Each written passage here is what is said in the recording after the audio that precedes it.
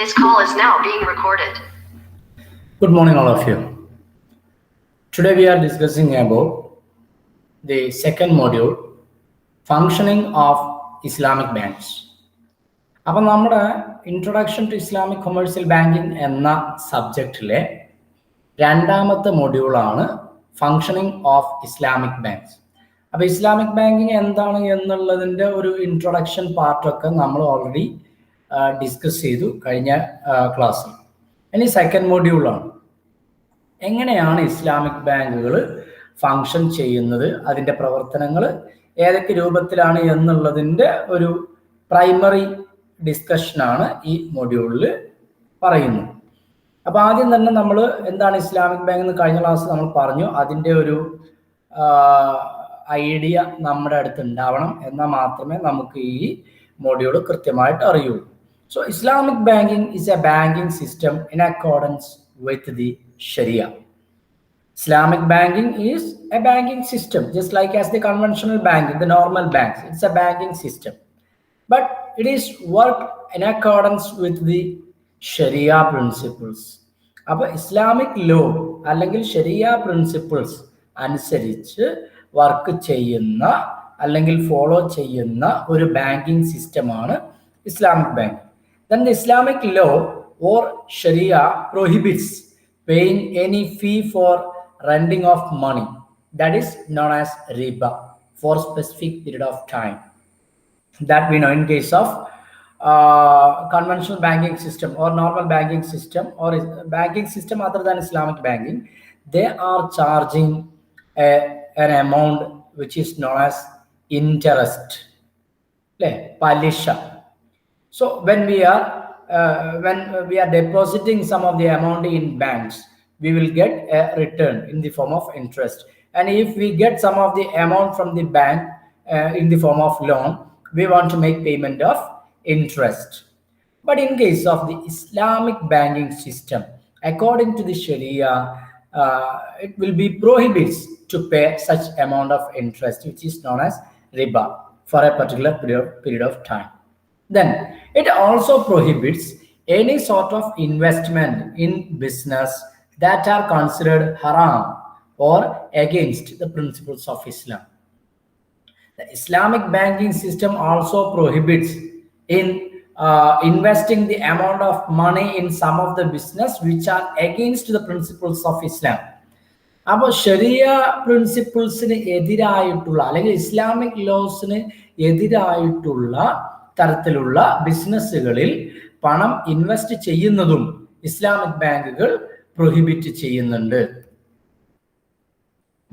Then another one, the primary function of Islamic bank is to promote trade activities as an active interaction with surplus units and deficit units of the economy. The main function of Islamic bank is to promote, to increase or to motivate, to induce the trading activities as an active interaction with the surplus and deficit units in the economy. In an economy, there may be some kind of surplus units. ഒരുപാട് പണം ഉള്ള business സംരംഭങ്ങൾ ഉണ്ടാവും. And sum of deficit units, വേണ്ടത്ര resource ഇല്ലാത്ത ആളുകളും അല്ലെങ്കിൽ സ്ഥാപനങ്ങളും ഉണ്ട്. ഇവരെയൊക്കെ ഉപയോഗപ്പെടുത്തിക്കൊണ്ട് ഒരു ട്രേഡ് മാക്സിമം നടത്തുക എന്നുള്ളതാണ് ഇസ്ലാമിക് ബാങ്കിന്റെ പ്രൈമറി ഫങ്ഷൻ എന്നുള്ളത്. So the primary function of Islamic bank is to promote the trade activities as an active interaction with surplus units and with the deficit units. Then this is the primary function, okay, to promote trade activities. Then the secondary function aims at provision of agency services and other market compatible products to facilitate its customers. അപ്പോൾ ഒന്നാമത്തേത് തന്നെ maximum trade നമ്മുടെ എക്കണോമിയിൽ നടക്കുക എന്നുള്ളതാണ് Islamic ബാങ്കിന്റെ ഒന്നാമത്തെ ലക്ഷ്യം. രണ്ടാമത്തെ ലക്ഷ്യം ആളുകൾക്ക്, പബ്ലിക്കിന്, സൊസൈറ്റിക്ക് ആവശ്യമായ സേവനങ്ങൾ, ഏജൻസി സർവീസസ് പ്രൊവൈഡ് ചെയ്യുക എന്നുള്ളതാണ് ഇസ്ലാമിക് ബാങ്കിന്റെ രണ്ടാമത്തെ objective. Then Islamic Bank has emerged as a result of revival of interest in Islamic economic thoughts and the increasing demand from Muslims for services and products that are in line with Sharia principles. Many of the people are not like or they are disliking the system of interest payment or disliking the interest payment system of the conventional bank. And many of the Muslim people, they are not ready to follow or not ready to interact with the conventional banking system because of the involvement of interest. According to their religious faith, it will be prohibited.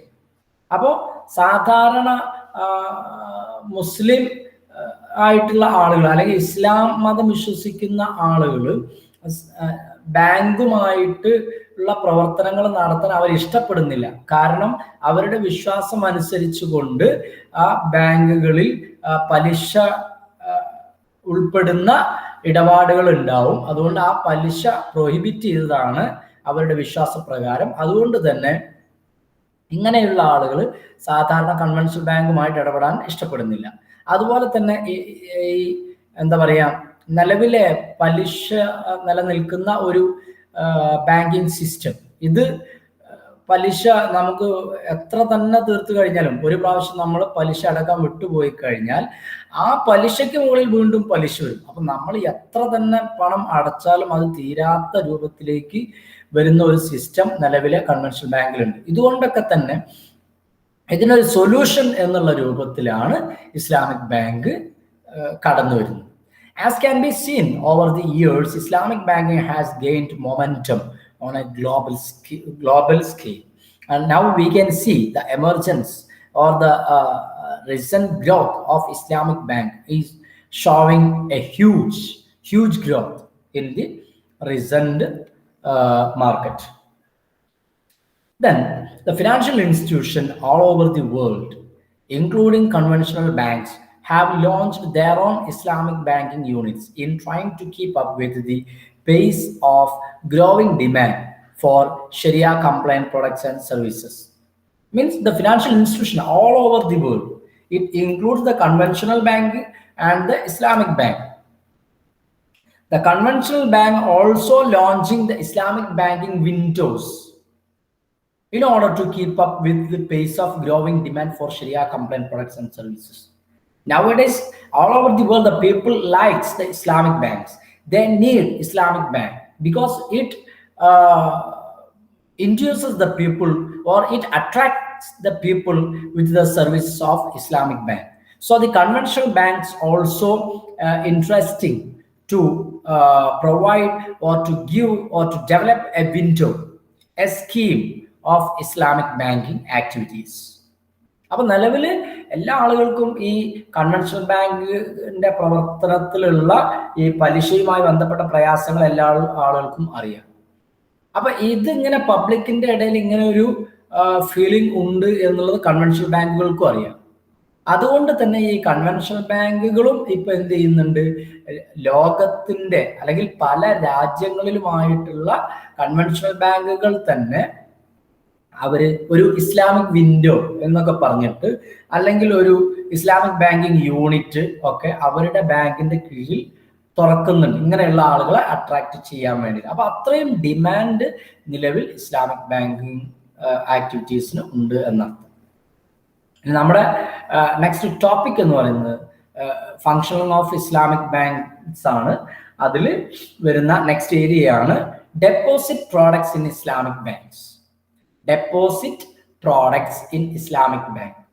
അപ്പോൾ സാധാരണ ബാങ്കുകൾ provide ചെയ്യുന്ന പ്രോഡക്റ്റിൽ ഒന്നാണ് deposit, അതുപോലെ loan ഒക്കെ. അതുപോലെ Islamic bank provide ചെയ്യുന്ന പ്രോഡക്റ്റുകളിൽ ഒന്നാണ് deposit. So deposit products in Islamic banks. There are mainly two types of deposit products. The first one is transactional deposit and second one investment deposit. Okay. ഒന്നാമത്തത് transactional deposit ആണ്, രണ്ടാമത്തത് investment deposit ആണ്. അത് രണ്ടും എന്താണ് എന്ന് ഒരു indication അതിൽ കൊടുത്തിട്ടുണ്ട്. ഒന്നാമത്തത് ട്രാൻസാക്ഷണൽ ഡെപ്പോസിറ്റ്. ദാറ്റ് മീൻസ് ബ്രാക്കറ്റിൽ അവിടെ കാണാൻ പറ്റും risk free and provide no return. അപ്പൊ നമുക്ക് ബിസിനസിന്റെ ഏറ്റവും പ്രധാനപ്പെട്ട ക്യാരക്ടറിസ്റ്റിക്സിൽ ഒന്ന് അല്ലെങ്കിൽ അൺഅവോയ്ഡബിൾ ക്യാരക്ടറിസ്റ്റിക്സ് ആണ് റിസ്ക് എന്നുള്ളത്. അപ്പൊ റിസ്ക് കൂടുതലാണെങ്കിൽ റിട്ടേണും കൂടുതലായിരിക്കും, റിസ്ക് വളരെ കുറവാണെങ്കിലോ റിട്ടേണും വളരെ കുറവായിരിക്കും. So in case of the transactional deposits, these deposits are risk free and provide no return. അവിടെ റിസ്ക് വളരെ കുറവാണ്, അതുകൊണ്ട് തന്നെ അവിടെ റിട്ടേൺ ഇല്ല. ഓക്കെ, ദെൻ രണ്ടാമത്തെ തരത്തിലുള്ള മറ്റൊരു ഡെപ്പോസിറ്റ് ആണ് ഇൻവെസ്റ്റ്മെന്റ് ഡെപ്പോസിറ്റ് എന്നുള്ളത്. Then this investment deposit carry the risk of loss for the investment made. So there is a chance for return also. അപ്പൊ ഒന്ന് നമ്മൾ സാധാരണ ഡെപ്പോസിറ്റ് ചെയ്യുന്നത്, അതിന് തിരിച്ച് റിട്ടേൺ ഒന്നും ഇല്ല, അതിനെ നമ്മൾ പറയുന്നതാണ് ട്രാൻസാക്ഷണൽ ഡെപ്പോസിറ്റ്. മറ്റൊന്ന് നമ്മൾ ഡെപ്പോസിറ്റ് ചെയ്യാം, അതിൽ നമുക്ക് നഷ്ടം വരാനുള്ള സാധ്യതയുണ്ട്, അപ്പൊ അവിടെ നമുക്ക് റിട്ടേൺ കിട്ടാനുള്ള സാധ്യതയുണ്ട്. അങ്ങനെയുള്ളതിനെ പറയുന്ന പേരാണ് ഇൻവെസ്റ്റ്മെന്റ് ഡെപ്പോസിറ്റ് എന്നുള്ളത്. ഏതൊക്കെയാണ് ഡെപ്പോസിറ്റുകൾ? ട്രാൻസാക്ഷണൽ ഡെപ്പോസിറ്റിനെ കുറിച്ചൊക്കെയാണ് ഇവിടെ നമ്മൾ ആദ്യമായിട്ട് പറയുന്നത്. ഓക്കെ, ഒന്നാമത്തത് സേവിങ്സ് ഡെപ്പോസിറ്റ്. സേവിങ്സ് ഡെപ്പോസിറ്റ് നമുക്കറിയാം അല്ലെ, സേവിങ്സ് അക്കൗണ്ട് നമ്മൾ സാധാരണ പഠിച്ചത് fixed deposit account, current account, saving account, saving bank account അല്ലെങ്കിൽ സേവിങ് ഡെപ്പോസിറ്റ് അക്കൗണ്ട്. അതേ സേവിങ്സ് ഡെപ്പോസിറ്റ് തന്നെയാണ് ഇവിടെ ഉദ്ദേശിക്കുന്നത്. നോക്കാം നമുക്ക്. All Islamic banks operate savings deposit accounts. However, the operation of these accounts vary at different banks. Generally, it permits the customers to deposit and withdraw money at any time and does not require minimum balance. The saving deposit may be in the form of qard, wadiya or mudaraba, etc. അപ്പൊ Islamic bank, എല്ലാ Islamic ബാങ്കുകളിലും എന്തുണ്ട്? ഈ saving deposit ഉണ്ട്. എല്ലാ Islamic ബാങ്കുകളിലും savings deposit account ഉണ്ടാവും. പക്ഷെ അവരെല്ലാവരും ഒരുപോലെ ഒരേ പ്രിൻസിപ്പിൾസിൽ എന്ന് പറഞ്ഞാൽ ഒരേ രീതിയിൽ തന്നെ ആവണമെന്നില്ല അതിന്റെ പ്രവർത്തനം. ചെറിയ ചെറിയ വ്യത്യാസങ്ങളൊക്കെ അതിലുണ്ടാവാനുള്ള സാധ്യതയുണ്ട്. ഓക്കെ, ചെറിയ ചെറിയ വ്യത്യാസങ്ങളൊക്കെ അതിലുണ്ടാവാനുള്ള സാധ്യതയുണ്ട്. ദെൻ പിന്നെ സാധാരണ കേസിൽ സേവിങ്സ് ഡെപ്പോസിറ്റിന്റെ ഒരു സ്വഭാവം എന്ന് പറയുന്നത് ആളുകൾക്ക് എപ്പോൾ വേണമെങ്കിലും അക്കൗണ്ടിൽ ഡെപ്പോസിറ്റ് ചെയ്യാം, അതുപോലെ തന്നെ എപ്പോൾ വേണമെങ്കിലും വിഡ്രോ ചെയ്യാനും പറ്റും. ഇപ്പോൾ നമ്മുടെ കൺവെൻഷണൽ ബാങ്കിൽ സാധാരണ കേസിൽ സേവിങ് അക്കൗണ്ട് ആണെങ്കിൽ നമ്മളെ അക്കൗണ്ടിൽ പൈസ ഉണ്ടെങ്കിൽ നമുക്ക് ATM ഉപയോഗിച്ച് എപ്പോഴും നമുക്ക് ഡെബിറ്റ് കാർഡ് ഉപയോഗിച്ച് ATM നിന്ന് വിഡ്രോ ചെയ്യാൻ പറ്റും. അതുപോലെ തന്നെ ബാങ്കിൽ പോയിട്ട് അല്ലെങ്കിൽ ക്യാഷ് ഡെപ്പോസിറ്റ് മെഷീൻ ഉണ്ട്, CDM, ആ മെഷീനിൽ പോയിട്ട് നമുക്ക് ഡെപ്പോസിറ്റ് ചെയ്യാനും പറ്റും. എത്ര എമൗണ്ട് വേണം ഡെപ്പോസിറ്റ് ചെയ്യാം, എത്ര വേണമെങ്കിലും നമുക്ക് വിഡ്രോ ചെയ്യുന്നതിനൊക്കെ ലിമിറ്റ് ഉണ്ട്. പക്ഷെ എന്നാലും എത്ര എമൗണ്ട് വേണമെങ്കിലും നമുക്ക് വിഡ്രോ ചെയ്യാനും പറ്റും. അതേ രൂപത്തിൽ തന്നെ ഇസ്ലാമിക് ബാങ്കിൽ സേവിങ് ഡെപ്പോസിറ്റിൽ നമുക്ക് എത്ര വേണമെങ്കിലും ഡെപ്പോസിറ്റ് ചെയ്യാം, അതുപോലെ തന്നെ എപ്പോൾ വേണമെങ്കിലും നമുക്ക് വിഡ്രോ ചെയ്യുകയും ചെയ്യാം. പക്ഷെ കൺവെൻഷൻ ബാങ്കിൽ നിലവിൽ മിനിമം ബാലൻസിന്റെ കാര്യങ്ങളൊക്കെ പറയുന്നത്, പക്ഷെ ഇസ്ലാമിക് ബാങ്ക് സേവിങ് ഡെപ്പോസിറ്റിന് മിനിമം ബാലൻസ് ആവശ്യമില്ല. സാധാരണ ഇസ്ലാമിക് ബാങ്കുകളിൽ നടക്കുന്ന സേവിങ് ഡെപ്പോസിറ്റിന്റെ രൂപമാണ് ഇവിടെ കൊടുത്തിട്ടുള്ള അവസാനം പറയുന്ന saving deposit may be in the form of ഖർദ്. ഖർദ് എന്ന് പറഞ്ഞാൽ അതൊക്കെ അറബിക് വേർഡുകളാണ് വരുന്നുണ്ട്. അതുപോലെ വാദിയ ഓർ മുദാറബ എക്സെട്ര. ഖർദ്, വാദിയ, മുദാറബ, ഈ രൂപത്തിലൊക്കെയാണ് സേവിങ് ഡെപ്പോസിറ്റുകൾ ഉള്ളത്. രണ്ടാമത്തെ ഒരു ഡെപ്പോസിറ്റ് പ്രോഡക്റ്റ് ആണ് കറണ്ട് ഡെപ്പോസിറ്റ്. കറണ്ട് ഡെപ്പോസിറ്റ് അല്ലേ, നമ്മൾ സാധാരണ ബാങ്കിങ് സിസ്റ്റം പ്രൊവൈഡ് ചെയ്യുന്ന ഒരു ഡെപ്പോസിറ്റ് അക്കൗണ്ട് ആണ് കറണ്ട് ഡെപ്പോസിറ്റ് അക്കൗണ്ട് എന്നുള്ളത്. The current deposit account is offered to individuals or companies. It shares similar features with saving deposit as it permits to withdraw at any time. Then the difference is that the presence of a checkbook and a multifunctional card is used in the former, that means in the saving deposit account. Then the account holders can withdraw amount more than in their balance. There will also be no charges incurred. Okay. Then current deposit അക്കൗണ്ടിന്റെയും രൂപം ഇത് തന്നെയാണ്. കർദ്, വാദിയ, മുദാറബ, ഈ രൂപത്തിലൊക്കെ തന്നെ current ഡെപ്പോസിറ്റും ഉണ്ട്. അപ്പൊ current deposit എന്ന് പറഞ്ഞാൽ സേവിങ് ഡെപ്പോസിറ്റ് പോലെ തന്നെയാണ്. ഒരു അക്കൗണ്ട് നമുക്ക് ഓപ്പൺ ചെയ്യാം, ഏത് സമയത്ത് നമുക്ക് വിഡ്രോ ചെയ്യാം, നമുക്ക് ഡെപ്പോസിറ്റ് ചെയ്യാം. പക്ഷെ വ്യത്യാസം എന്ന് പറയുന്നത് സേവിങ് ഡെപ്പോസിറ്റിന് ഒരു ചെക്ക് ബുക്ക് ഉണ്ടാവും, അതുപോലെ മൾട്ടി ഫങ്ഷണൽ കാർഡും ഉണ്ടാവും. അവിടെ കറണ്ട് ഡെപ്പോസിറ്റിനും ആ കാര്യങ്ങൾക്ക് പുറമെ കറണ്ട് ഡെപ്പോസിറ്റിന് ഒരു കാര്യം കൂടെ ഉണ്ട്. Account holders can withdraw amount more than in there balance എന്ന് പറഞ്ഞാൽ കൺവെൻഷണൽ ബാങ്കിങ് സിസ്റ്റം അനുസരിച്ച് ഇപ്പൊ നമുക്കറിയാം, സാധാരണ ബാങ്കിൽ ഇപ്പൊ എൻ്റെ അക്കൗണ്ടിൽ ഒരു 10,000 രൂപയുണ്ട്. 10,000 രൂപയുണ്ട്. എനിക്ക് പെട്ടെന്ന് ഒരു 12,000 രൂപയുടെ ആവശ്യം വന്നു. അപ്പൊ ഞാൻ എൻ്റെ ATM കാർഡ് ഉപയോഗിച്ചിട്ട് ATM മെഷീനിൽ പോയിട്ട് കാർഡ് ഇൻസേർട്ട് ചെയ്ത് പിൻ നമ്പർ കൊടുത്ത് എമൗണ്ട് വിഡ്രോവൽ എന്നുള്ളതെടുത്ത് വിഡ്രോവൽ നമ്മൾ നോക്കുമ്പോൾ 12,000 കൊടുത്താൽ കിട്ടൂല. കാരണം അത് സേവിങ് ബാങ്ക് അക്കൗണ്ടാണ്, അതിൽ 10,000 ബാലൻസ് ഉള്ളൂ. അപ്പൊ മിനിമം ബാലൻസ് കഴിഞ്ഞിട്ട് ബാക്കിയുള്ള എമൗണ്ട് മാത്രമേ നമുക്ക് കിട്ടുള്ളൂ.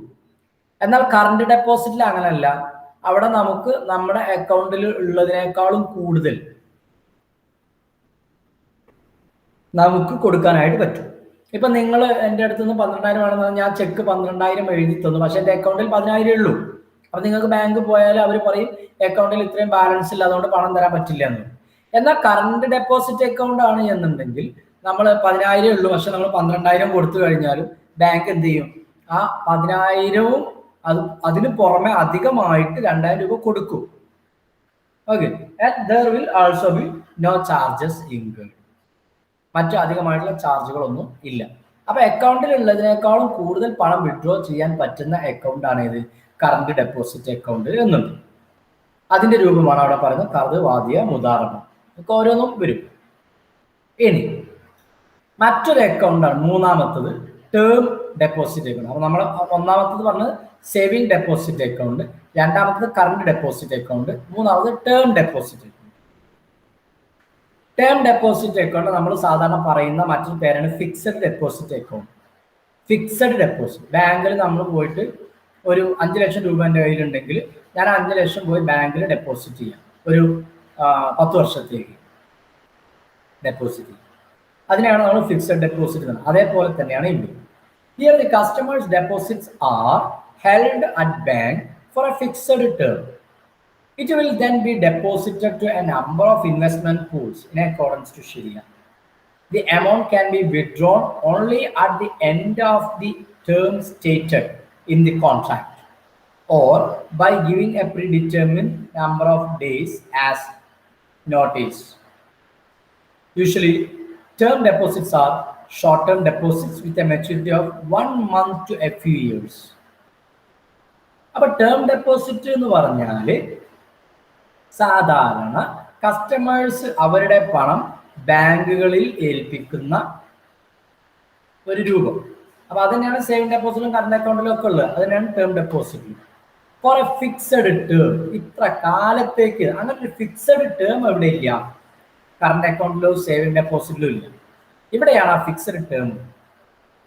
ബാങ്കുകൾ എന്ത് ചെയ്യും, it will be then deposited in a number of investment pools according to Sharia. ശരിയ റൂള് പ്രകാരമുള്ള അല്ലെങ്കിൽ ശരിയ അനുവദിക്കുന്ന തരത്തിലുള്ള ബിസിനസ്സുകളിൽ ബാങ്കുകൾ ഈ എമൗണ്ട് ഇൻവെസ്റ്റ് ചെയ്യും.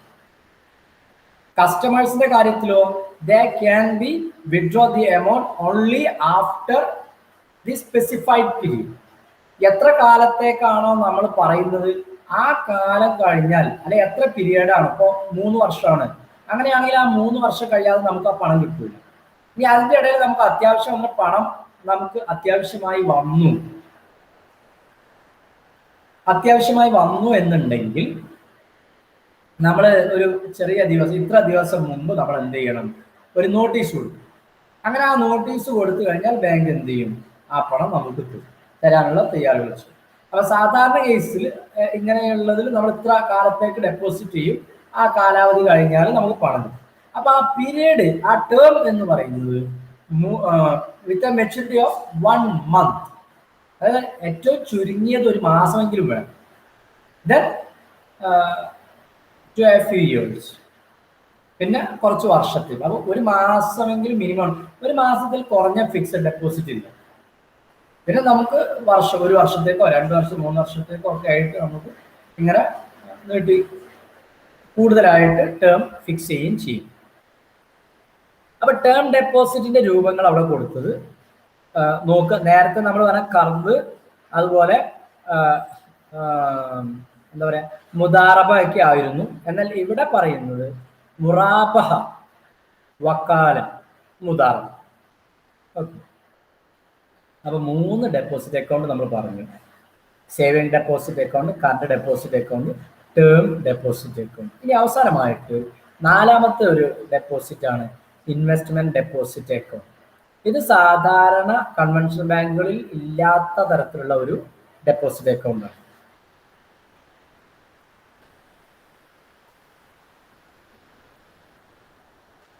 ഇൻവെസ്റ്റ്മെന്റ് ഡെപ്പോസിറ്റ് അക്കൗണ്ട് ഇസ്ലാമിക് ബാങ്കുകളിലാണ് സാധാരണ കാണാറുള്ളത്. It's also known as profit and loss sharing account. Investment അക്കൗണ്ടിനെ പറയുന്ന മറ്റൊരു പേരാണ് profit and loss sharing account.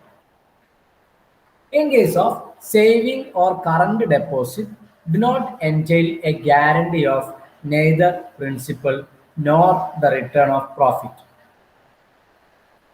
അപ്പോൾ ഈ സേവിങ് ഡെപ്പോസിറ്റ് ആണെങ്കിലും കറണ്ട് ഡെപ്പോസിറ്റ് ആണെങ്കിലും ഒക്കെ നമുക്ക് ഒരു ഉറപ്പ് ഇവർ പറയുന്നില്ല. എന്ന് പറഞ്ഞാൽ നമുക്ക് റിട്ടേൺ എത്ര ഉണ്ടാവും എന്ന് നമുക്കറിയില്ല.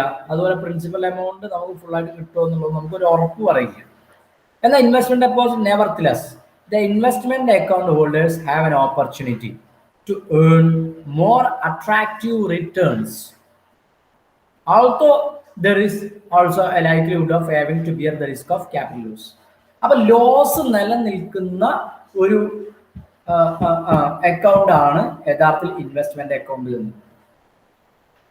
ലോസ് നിലനിൽക്കുന്നതല്ല, ലോസിന് സാധ്യതയുള്ള, അപ്പൊ റിസ്ക് ഉള്ള, പോസിബിലിറ്റി ഓഫ് ലോസ്, അതിനാണ് റിസ്ക് എന്ന് പറയുന്നത്. ആ റിസ്ക് ഉള്ള ഒരു അക്കൗണ്ട് ആണ്, ഡെപ്പോസിറ്റ് അക്കൗണ്ട് ആണ് ഇൻവെസ്റ്റ്മെന്റ് ഡെപ്പോസിറ്റ് അക്കൗണ്ട്. അതുകൊണ്ട് തന്നെ റിസ്ക് അവിടെ ഉള്ളത് കൊണ്ട് തന്നെ ഇൻവെസ്റ്റ്മെന്റ് ഡെപ്പോസിറ്റ് അക്കൗണ്ടിൽ നമ്മൾ പണം ഡെപ്പോസിറ്റ് ചെയ്താൽ നമുക്കൊരു സംഖ്യ റിട്ടേൺ ആയിട്ട് കിട്ടാനുള്ള സാധ്യതയുണ്ട്.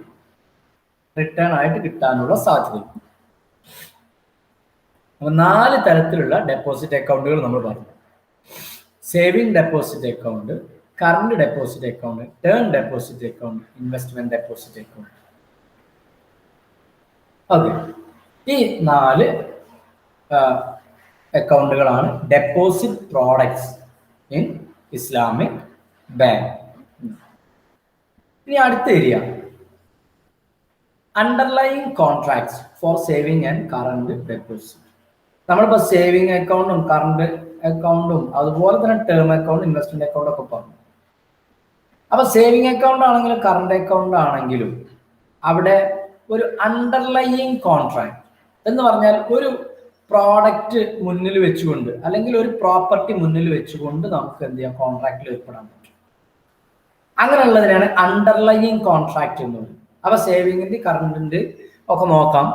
Then the savings or current deposit in Islamic banks can be structured based on qard, wadiya or mudaraba. അപ്പൊ കറണ്ട് അക്കൗണ്ടും സേവിങ് അക്കൗണ്ടും ഒക്കെ സാധാരണ അതിന്റെ രൂപങ്ങളാണ് ഇവിടെ പറഞ്ഞത്: കർവ് അല്ലെങ്കിൽ വാദിയ അല്ലെങ്കിൽ മുദാറബ എന്ന്. അപ്പൊ നോക്കാം നമുക്ക്. ഒന്ന്, കർദ്. എന്താണ് ഈ കർദ് ബേസ്ഡ് ഡെപ്പോസിറ്റ്? അപ്പൊ സേവിങ് അക്കൗണ്ട് ആണെങ്കിലും കറണ്ട് അക്കൗണ്ട് ആണെങ്കിലും ഒക്കെ ഈ കർദ് ബേസ്ഡ് ഡെപ്പോസിറ്റ് ഉണ്ടാവാറുണ്ട്. അപ്പൊ കർദ് എന്ന് പറഞ്ഞാൽ it's a transfer of ownership in fungible wealth to a person upon whom it is binding to return wealth similar to it. The essence of qard is to provide on loan the wealth, the wealth or property to one who will gain from this act. By giving, the receiving party will employ and consume it in pursuit of its aims and then return back its equivalent value. അപ്പൊ കർദ് എന്ന് ശരിക്കും കർദ് എന്ന് പറഞ്ഞാൽ loan കൊടുക്കുന്നതിനാണ് കർദ് എന്ന് പറയുന്നത്. അപ്പൊ കർദ് based deposit. അപ്പൊ ഇവിടെ നമ്മൾ ഡെപ്പോസിറ്റ് ചെയ്യുന്നത് എന്താണെന്ന് വെച്ചാൽ നമ്മൾ പ്രോപ്പർട്ടി കൊടുക്കും. കർദ് is a transfer of ownership in fungible wealth. Fungible wealth എന്ന് പറഞ്ഞാൽ ഒരുപോലെ തുല്യമായ എന്നാണ് അർത്ഥം. അങ്ങോട്ട് നമ്മൾ ഒരു പ്രോപ്പർട്ടി കൊടുക്കുമ്പോൾ അതിന് തുല്യമായ പൈസ നമുക്ക് ഇങ്ങോട്ട് കിട്ടും. Fungible wealth to a person, ഒരാൾക്ക് നമ്മൾ കൊടുക്കുന്നു. അപ്പോൾ whom it is binding to return wealth similar to it. പിന്നെ അത് കഴിയുന്ന ആ കോൺട്രാക്റ്റിന്റെ കാലാവധി കഴിയുമ്പോൾ നമുക്ക് അന്നേരം എന്താണോ യഥാർത്ഥത്തിൽ അതിന്റെ മൂല്യം എത്രയാണോ അതിനനുസരിച്ച് നമുക്ക് തിരിച്ചു കിട്ടും. അപ്പൊ നമ്മൾ സാധാരണ ഇപ്പൊ നമ്മൾ പ്രോപ്പർട്ടി കൊടുക്കുകയാണെങ്കിൽ നമ്മളിപ്പോ നമ്മുടെ വീടിന്റെ ആധാരം പണയം വെച്ചാൽ നമുക്ക് ലോൺ കിട്ടും. അപ്പൊ ആധാരം ബാങ്കിന് കൊടുക്കുന്നു, അതാണ് ട്രാൻസ്ഫർ ഓഫ് ഓണർഷിപ്പ് എന്നത്. ദെൻ അത് നമുക്ക് അതുപോലെ അതിന് സമാനമായിട്ടുള്ള പണം ബാങ്ക് നമുക്ക് തരും. അപ്പൊ നമുക്കൊരു 10 ലക്ഷം രൂപ ആവശ്യമുണ്ട്. അപ്പൊ നമ്മൾ നമ്മുടെ വീടിന്റെ ആധാരം കൊടുക്കുക, എന്നിട്ട് 10 ലക്ഷം നമുക്ക് ബാങ്കിൽ നിന്ന് കിട്ടും. ഇതാണ് ലോൺ. ഇത് തന്നെയാണ് കർദ് ബേസ്ഡ് ഡെപ്പോസിറ്റ് എന്നത്. പക്ഷെ ഇതിന്റെ പ്രത്യേകത എന്താണ് എന്ന് വെച്ചാൽ the essence of Qard is to provide on loan wealth property to one who will gain from this act. By giving, ഇങ്ങനെ നമ്മൾ കൊടുക്കുന്നത് കൊണ്ട് the receiving party will employ and consume it in pursuit of his aims and then return back its equivalent value. അപ്പൊ നമ്മളിത് കൊടുത്തു കഴിഞ്ഞാൽ ഈ asset ബാങ്കുകൾക്ക്, അത് നമ്മളെ കണ്ടീഷനിൽ പറയുന്നത് പോലെയാണ് ഉണ്ടാവുക, ബാങ്കുകൾക്ക് അത് ഉപയോഗപ്പെടുത്താം. ഓക്കെ, അങ്ങനെ നമ്മൾ നല്ല രൂപത്തിലുള്ള ഉപയോഗം മാത്രമേ അനുവദിക്കുകയുള്ളൂ. അങ്ങനെ ആ ഉപയോഗം കഴിഞ്ഞ് എത്ര വർഷത്തേക്കാണ്, ഇപ്പൊ നമ്മളൊരു 5 വർഷത്തേക്കാ ലോൺ എടുത്തിട്ടുണ്ടെങ്കിൽ 5 വർഷം കഴിഞ്ഞ് നമ്മൾ തിരിച്ചടക്കണം. അങ്ങനെ നമ്മൾ തിരിച്ചടക്കുമ്പോൾ സ്വാഭാവികമായിട്ടും 5 വർഷം കൊണ്ട് ഉണ്ടാവുന്ന ഡിപ്രീസിയേഷൻ ഒക്കെ ആസറ്റിന് വന്നിട്ടുണ്ടാവും. വില കൂടിയതാണെങ്കിൽ അത് കൂടിയിട്ടുണ്ടാവും, കുറഞ്ഞതാണെങ്കിൽ കുറഞ്ഞിട്ടുണ്ടാവും. ഓക്കെ, ആ ഇക്വാലന്റ് വാല്യൂ ആയിട്ടേ നമുക്ക് കിട്ടുള്ളൂ. ഇതിനെയാണ് കർദ് ബേസ്ഡ് ഡെപ്പോസിറ്റ് എന്ന് പറയുന്നത്. ഓക്കെ, ഇനി the aim of Qard is to provide depositors with a guaranteed safekeeping of the amount deposited and at the same time allow banks to utilize it for their banking and business activity. അപ്പൊ കർദ് എന്ന് പറഞ്ഞാൽ അല്ലെങ്കിൽ ഈ ലോണിന്റെ main ലക്ഷ്യം എന്നുള്ളത് to provide the depositors with a guaranteed safekeeping. ഇത് നശിച്ചു പോകുന്നില്ല, നമ്മൾ അത് എന്ത് ചെയ്യും, കൃത്യമായിട്ട് ഹാൻഡിൽ ചെയ്യും, നമ്മൾ സേഫ് കീപ്പ്, നമ്മൾ പ്രൊട്ടക്ട് ചെയ്യും. അപ്പൊ എത്ര രൂപയാണോ നമ്മൾ ഇതിൽ ഡെപ്പോസിറ്റ് ചെയ്യുന്നത്, അത് എത്ര രൂപയുടെ പ്രോപ്പർട്ടി ആണോ ഉള്ളത്, അപ്പൊ അതിന് സമാനമായ ഒരു എമൗണ്ട് ആണ് നമ്മൾ കൊടുക്കുന്നത്. And at the same time allow banks to utilise it. അപ്പൊ അതേസമയം ഇത് വെറുതെ നമ്മളിങ്ങനെ നിർത്തിയിട്ട് നശിക്കുക എന്നുള്ളതല്ല, അത് നമ്മൾ ഉപയോഗപ്പെടുത്തും. ഇപ്പോൾ വീടാണെങ്കിൽ നേരത്തെ പറഞ്ഞ പോലെ നമുക്ക് വേറെ ആർക്കെങ്കിലും വാടകയ്ക്ക് കൊടുക്കാം, വാടകയ്ക്ക് കൊടുക്കാനായിട്ട് പറ്റും. അപ്പൊ അത് വെച്ചിട്ട് ഇങ്ങനെ വാടകയ്ക്ക് കൊടുത്തു കഴിഞ്ഞാൽ അതിന് നമുക്കൊരു ഇൻകം ഏൺ ചെയ്യാനും ഇസ്ലാമിക് ബാങ്കുകൾക്ക് കഴിയും എന്നാണ് അതിന്റെ അർത്ഥം. Then the depositor is deemed as a lender to the bank. യഥാർത്ഥത്തിൽ ഡെപ്പോസിറ്റർ എന്താണ് ആവുന്നത്, നമ്മൾ നമ്മുടെ പണം ബാങ്കിൽ ഡെപ്പോസിറ്റ് ചെയ്യുക എന്ന് പറയുമ്പോൾ യഥാർത്ഥത്തിൽ നമ്മൾ ബാങ്കിന് പണം കൊടുക്കുകയാണ്, അല്ലേ? Then the depositor is deemed to be lender to the bank who acts as a borrower and the bank guarantees such return even if there is negligence or loss of wealth. അപ്പോ bank നമ്മുടെ അടുത്ത് നിന്ന് കടം വാങ്ങുകയാണ്, അല്ലെങ്കിൽ ബാങ്കിന്റെ അടുത്ത് നമ്മൾ പണം കടം വാങ്ങുകയാണ്, അതിന് സമാനമായ പ്രോപ്പർട്ടി നമ്മൾ കൊടുക്കുകയും ചെയ്യും. എന്നിട്ട് ഇനി ബാങ്കിന്റെ ഒരു നെഗ്ലിജൻസ് കാരണം നമ്മുടെ അസറ്റിന് എന്തെങ്കിലും നഷ്ടം വന്നിട്ടുണ്ടെങ്കിൽ അത് തീർത്തു തരാനുള്ള ഉത്തരവാദിത്തം ബാങ്കിനുണ്ട്. ഇതാണ് കർദ് എന്ന് പറയുന്നത്. ഇനി ഫീച്ചേഴ്സ് ഓഫ് കർദ് ബേസ്ഡ് ഡെപ്പോസിറ്റ്. കർദിന്റെ ഫീച്ചേഴ്സ്, ഏതൊക്കെ തരത്തിലുള്ള ക്യാരക്ടറിസ്റ്റിക്സ് ആണ് കർദ് ബേസ്ഡ് ഡെപ്പോസിറ്റിനുള്ളത്? ഒന്നാമത്തത്, the money of depositor is treated as a form of benevolent loan to the bank. ബാങ്കിന് നമ്മൾ കൊടുക്കുന്നത് ശരിക്കും ബാങ്കിന് അങ്ങോട്ട് ലോൺ കൊടുക്കുന്ന പോലെയാണ്. ഡെപ്പോസിറ്റർ പണം ബാങ്കിന് കൊടുക്കുക എന്ന് പറഞ്ഞാൽ ബാങ്കിന് അങ്ങോട്ട് പണം കൊടുക്കുന്ന പോലെയാണ് എന്നർത്ഥം. Then the bank is entitled to use this deposit fund as its own risk without any authorization from the depositor. നമ്മൾ പണം ഡെപ്പോസിറ്റ് ചെയ്യുന്നതോടുകൂടി നമ്മുടെ ഉത്തരവാദിത്തം അവിടെ കഴിഞ്ഞു. പിന്നെ ബാങ്ക് എന്ത് ചെയ്യും? ഈ പണം എടുത്തിട്ട് ഇൻവെസ്റ്റ് ചെയ്യും. അങ്ങനെ ഇൻവെസ്റ്റ് ചെയ്തിട്ട് അതുകൊണ്ട് അവർ റിട്ടേൺ ഉണ്ടാവും. അപ്പൊ അതിന് യഥാർത്ഥത്തിൽ ആരുടെ സമ്മതം വേണ്ട, അതൊരു ഇംപ്ലോയിഡ് കോൺട്രാക്റ്റ് ആണ്. അതിന് യഥാർത്ഥത്തിൽ കസ്റ്റമറുടെ സമ്മതം, എന്ത് ബിസിനസ്സിനൊക്കെയാണ് ഉപയോഗിക്കുക എന്നുള്ളതൊന്നും പറയേണ്ട ആവശ്യം അവിടെ ഇല്ല. The bank only owes the principal amount borrowed from the deposit. അപ്പൊ ഈ കർദ് ബേസ്ഡ് ഡെപ്പോസിറ്റിന്റെ പ്രത്യേകതയാണ് ബാങ്ക് എത്രയാണോ ലോൺ രൂപത്തിൽ കസ്റ്റമർക്ക് കൊടുത്തത് ആ പ്രിൻസിപ്പൽ എമൗണ്ടിന് മാത്രമേ ഉത്തരവാദിയാവുള്ളൂ.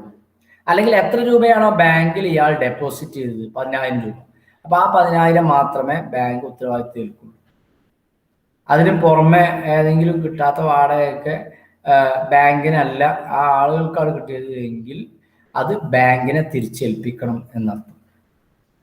Okay, next one, the bank only owes principal amount നമ്മളിപ്പോൾ പറഞ്ഞു. Then no dividends are due in these deposit. നമ്മൾ നേരത്തെ പറഞ്ഞ ഇതിന് തൊട്ട് മുമ്പ് പറഞ്ഞ അതേ സാധനം, പ്രിൻസിപ്പൽ എമൗണ്ടിൽ മാത്രമേ ബാങ്ക് ഓ ചെയ്യുള്ളൂ. അങ്ങനെ ആവുമ്പോൾ സ്വാഭാവികമായിട്ടും ഡിവിഡൻഡ് ഒന്നും കിട്ടാനുള്ള സാധ്യത ഇല്ല. ഓക്കെ, അപ്പോൾ ഒന്നാമത്തെ രൂപമാണ് സേവിങ് ഡെപ്പോസിറ്റിന്റെ കറണ്ട് ഡെപ്പോസിറ്റ്. ഒന്നാമത്തെ രൂപമാണ് കർദ് ബേസ്ഡ് ഡെപ്പോസിറ്റ്. രണ്ടാമത്തതാണ് വാദിയ deposit. The term Vadia is defined as empowerment to someone for keeping the owner's property explicitly or implicitly. The Vadia divided into two types, namely Vadia Amana and Vadia Damana. അപ്പോൾ വാദിയ എന്ന് പറഞ്ഞാൽ യഥാർത്ഥത്തിൽ ഒരു ബിസിനസ്സുകാരനെ ഡള്ളാകാൻ വേണ്ടിയിട്ട്, അല്ലെങ്കിൽ ഒരു ബിസിനസ്സുകാരനെ ബിസിനസ്സിൽ നിന്ന് പിന്തിരിപ്പിക്കാൻ വേണ്ടിയിട്ട് ചെയ്യുന്ന ഒരു കാര്യമാണ് ശരിക്കും ഇത് അലൗഡ് അല്ല എന്ന് പറഞ്ഞാൽ. വാദിയ ഡെപ്പോസിറ്റിൽ നമ്മുടെ അടുത്തുള്ള ഒരു പ്രോപ്പർട്ടി, നമ്മൾ ഏറ്റവും സിമ്പിൾ ആയിട്ട് പറഞ്ഞാൽ ലോക്കർ ഫെസിലിറ്റി. അപ്പൊ ലോക്കർ ഫെസിലിറ്റിയിൽ നമ്മൾ എന്ത് ചെയ്യാം? നമ്മുടെ കയ്യിലുള്ള പ്രോപ്പർട്ടി സൂക്ഷിക്കാൻ വേണ്ടിയിട്ട് നമ്മൾ ബാങ്കിനെ ഏൽപ്പിക്കും. അതാണ് വാദിയ ഡെപ്പോസിറ്റ്. നമ്മുടെ കയ്യിലുള്ള പണം അത് കൃത്യമായിട്ട് സൂക്ഷിക്കാൻ വേണ്ടി ബാങ്കിനെ ഏൽപ്പിക്കും. ദ ടേം വാദിയ is defined as empowerment to summon. ഒരാൾക്ക് നമ്മൾ ശക്തി കൊടുക്കുക എന്ന് പറഞ്ഞാൽ വിശ്വസിപ്പിക്കുക to summon for keeping the owner's property. ഓണറുടെ പ്രോപ്പർട്ടി സേഫ് കീപ്പിങ്ങിന് റെഡിയാണ് എന്നുള്ള ഒരു contract, by explicitly or implicitly. അത് നമുക്ക് നേരിട്ട് പറയുക അല്ലെങ്കിൽ നമ്മുടെ പ്രവർത്തനത്തിലൂടെയോ ഒക്കെ ആയിട്ടാണ് അതുണ്ടാകുന്നത്. Then the Vadia divided into two types. രണ്ട് രൂപത്തിലുള്ള വാദിയ ഡെപ്പോസിറ്റ് ആണ് ഉള്ളത്. ഒന്ന് വാദിയ അമാന, മറ്റൊന്ന് വാദിയ ദമാന. അതിൽ ഒന്നാമത്തതാണ് വാദിയ അമാന എന്ന് പറഞ്ഞാൽ it is A trust contract where the trustee will be authorized to keep the funds of depositors in their safe custody by explicit or implicit terms. അപ്പൊ വാദിയ അമാനയിൽ പറയുന്നത് ഡെപ്പോസിറ്ററുടെ ഫണ്ട് ബാങ്കിന് കൊടുക്കും, ബാങ്ക് അത് സൂക്ഷിക്കുക, സേഫ് കസ്റ്റഡിയിൽ വെക്കുക. It may be either by explicit or implicit contract. എങ്ങനെയാണ്? ഇനി വാദിയ ദമാന, ഇവിടെയാണ് ചെറിയൊരു വ്യത്യാസമുള്ളത്. There is a paradigm shift from trust contract to a guaranteed Vadia contract. The modification of Vadia Amana contract is made by attaching the contract of Vadia with guaranteed element. നമ്മൾ keep ചെയ്തോളാം എന്ന് പറയുന്നു, എന്നാൽ നമ്മൾക്കൊരു guarantee ഒന്നും കൊടുക്കുക, എന്ത് സംഭവിച്ചാലും തിരിച്ചു കൊടുക്കുക, അങ്ങനെയൊന്നും നമുക്ക് പറയാൻ കഴിയില്ല. എന്നാൽ വാദിയ ദമാന എന്ന് പറഞ്ഞ ഡെപ്പോസിറ്റ് ആണ് എങ്കിൽ നമുക്ക് ഗ്യാരണ്ടി കൊടുക്കാൻ പറ്റും. The guaranteed element converts the original concept of Vadia which is based on trust. ആദ്യം പറഞ്ഞത് നമ്മൾ ട്രസ്റ്റ് മാത്രം ഒരു പരസ്പര വിശ്വാസമാണ്. Then that is converted from the trust to guaranteed safe custody, also known as വാദിയ ദമാൻ. അപ്പൊ ഒരു ഗ്യാരണ്ടീഡ് സേഫ് കസ്റ്റഡി ആണ് യഥാർത്ഥത്തിൽ വാദിയ ദമാൻ. ആദ്യത്തെ സേഫ് കസ്റ്റഡി മാത്രമാണ്, ഗ്യാരണ്ടി ഒന്നുമില്ല, എന്തും സംഭവിക്കും. എന്നാൽ കുറച്ചും കൂടെ സേഫ് ആയിട്ടുള്ള ഭാഗമാണ് ഗ്യാരണ്ടീഡ് സേഫ് കസ്റ്റഡി എന്നുള്ളത്. അതിനെ പറയുന്ന പേരാണ് വാദിയ ദമാന. അപ്പൊ ഗ്യാരണ്ടി ഇല്ലാത്തതിനെ വാദിയ അമാന എന്നും ഗ്യാരണ്ടി ഉള്ളതിനെ വാദിയ ദമാന എന്നുമാണ് പറയുക. അപ്പൊ എന്ത് ഗ്യാരണ്ടി നമുക്ക് കിട്ടുക? The element of guarantee is deemed to be necessary since the bank is allowed to utilize the funds at its own risk. Bank എന്ത് ചെയ്യുന്നു? ഈ ഏൽപ്പിക്കപ്പെട്ട പണം ബാങ്കിന്റെ റിസ്കിലാണ് സൂക്ഷിക്കുന്നത്. The bank needs to assume that the money is made available to the depositors. Okay. Bank needs to assure that bank നിർബന്ധമായിട്ട് ഉറപ്പ് കൊടുക്കണം the money is made available to deposit upon their demand. എപ്പോഴാണോ ആളുകൾക്ക് ആവശ്യമുള്ളത് അപ്പോൾ തിരിച്ചു കൊടുക്കുക എന്നുള്ള ഉറപ്പ് ബാങ്ക് കൊടുക്കണം. ദെൻ ചില ആളുകൾ അത്യാവശ്യം വരുമ്പോൾ വാങ്ങിയിട്ടുണ്ടാവാം, ചില ആളുകൾക്ക് അങ്ങനെ വാങ്ങേണ്ട ആവശ്യം വന്നിട്ടുണ്ടാവില്ല. The profit from the utilization of such funds belongs exclusively to the bank. However, the bank may voluntarily choose to share profits with depositors as a form of hiba. അപ്പൊ ഈ പണം നേരത്തെ പറഞ്ഞ പോലെ നമ്മൾ മറ്റു ആവശ്യങ്ങൾക്ക് ഉപയോഗിച്ച് അതിൽ നിന്ന് ബാങ്കിന് റിട്ടേൺ കിട്ടിയേക്കാം. ആ കിട്ടുന്ന റിട്ടേൺ ഡെപ്പോസിറ്റർ ആരാണോ അയാൾക്ക് കൊടുക്കണം എന്ന് നിർബന്ധമില്ല. ഇനി ആ നല്ല ലാഭം നമുക്ക് കിട്ടിയില്ലെങ്കിൽ അയാൾക്ക് കൊടുക്കുന്നത് തെറ്റില്ല. അങ്ങനെ കൊടുക്കുമ്പോൾ നമ്മൾ ഗിഫ്റ്റ് ആയിട്ടാണ് പറയേണ്ടത്. നിങ്ങളുടെ പണം ഉപയോഗിച്ചിട്ട് നമ്മളിങ്ങനെ ചെയ്തിരുന്നു, അപ്പൊ അതിൽ നമുക്ക് റിട്ടേൺ കിട്ടി, അതിന്റെ ഒരു ഭാഗം എന്ന് പറഞ്ഞിട്ട് അയാളെ മോട്ടിവേറ്റ് ചെയ്തുകൊണ്ട് കൊടുക്കും. കർദ് പറഞ്ഞു, വാദിയ പറഞ്ഞു. മൂന്നാമത്തതാണ് മുദാറബ. ഓക്കെ, മുദാറബ deposit.